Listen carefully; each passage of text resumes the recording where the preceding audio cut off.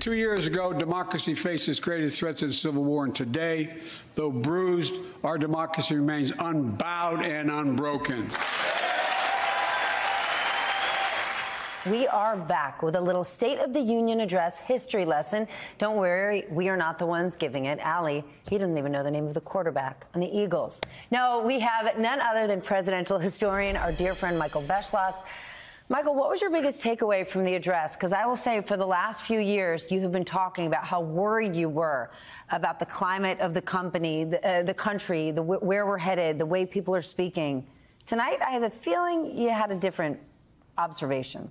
I'm feeling great. That was a wonderful speech. Didn't you think he was sort of Mr. Smooth? This guy has been in national politics for 50 years. You don't always see the result of that, but you sure saw it tonight. He was elegant, he was civilized, he was conciliatory, he was reasonable, and maybe most of all, he sounded like a centrist, which is exactly where he wants to be.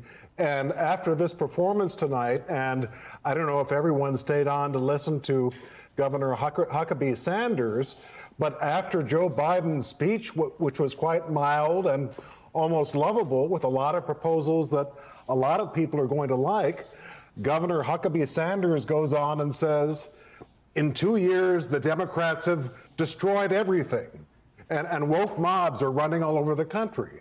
I'm here in Washington, D.C. I'll look out the window for you, Stephanie and Ali. I don't see any woke mobs tonight.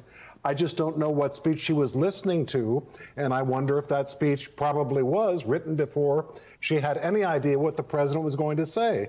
So if the president is, as reported, going to spend the next number of days going around the country and talking about his State of the Union and his proposals, it would be great for him if he got Marjorie Taylor Greene and Governor Huckabee Sanders to be in the audience and do the heckling and talk about Democrats destroying everything. It's going to only make Joe Biden look more reasonable and centrist, which is what the contrast is what's amazing there, right? Because if you were writing a speech before you heard what Joe Biden was going to say, woke mobs is not what you'd lead with, because that's not really his jam. His jam is infrastructure. His jam is he barely talked about social issues. Hardly talked. I mean, and when he did talk about the policing stuff, which is front of mind for everybody, even that he did with a remarkable warm embrace toward law enforcement officers who obey the law and to parents who don't want their kids killed by cops.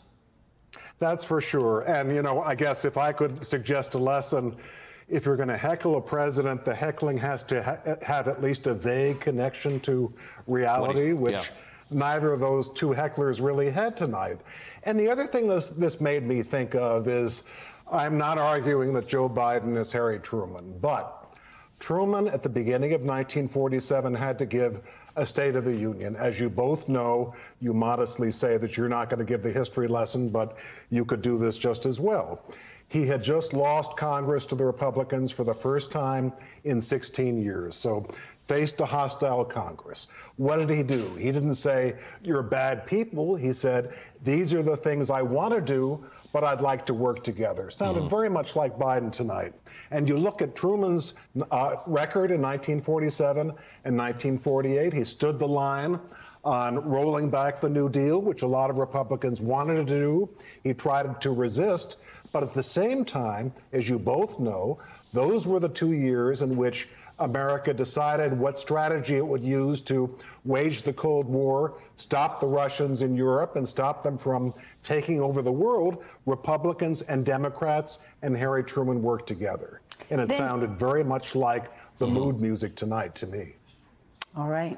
Michael, you make us smarter every time. But the best thing about Michael Beschloss is he always makes you sound like you already know that. He says, as you both know. It's like, I never heard that in my life. Okay, how about the fact that he's talking about how smooth the president was as he speaks to us with a roaring fire right behind him as he's always retired in the a pleasure to have you on, Michael. Thank you, our friend. Thank Michael you. Beschloss. Love you both. Thank you.